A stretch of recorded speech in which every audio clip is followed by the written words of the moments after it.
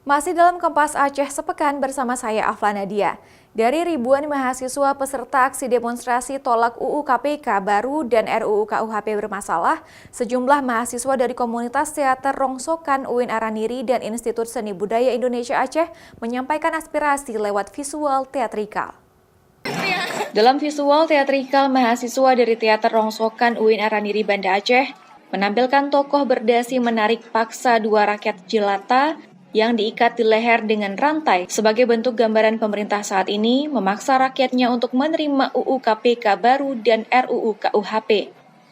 Sementara mahasiswa dari Institut Seni Budaya Indonesia Aceh menampilkan teatrikal mandi lumpur di tengah kerumunan ribuan peserta aksi tolak UU KPK baru dan sejumlah RUU KUHP.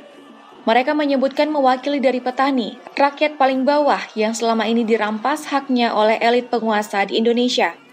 Ribuan mahasiswa dari Badan Eksekutif Mahasiswa Universitas Aceh melakukan aksi demonstrasi ke kantor DPR Aceh di Banda Aceh, menyampaikan aspirasinya menolak UU KPK baru dan sejumlah RUU KUHP yang kontroversi. Ketika melihat keadaan dewan kita seperti ini, yang membuat undang-undang sesuka hati mereka, ya rakyat kecil tadi, yang tadi kecil makin kecil, yang susah makin susah, yang miskin tambah miskin.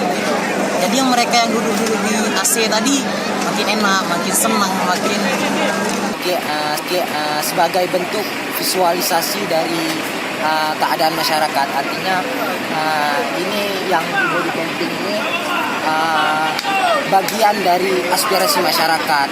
Dalam aksi kali ini, mahasiswa mendesak agar seluruh anggota DPR RI asal Aceh untuk pulang ke Aceh mengambil petisi mereka untuk diserahkan kepada Presiden dan diperjuangkan dalam rapat DPR RI di Jakarta.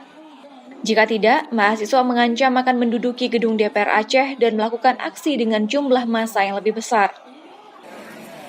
Raja Umar, Kompas TV, Banda Aceh.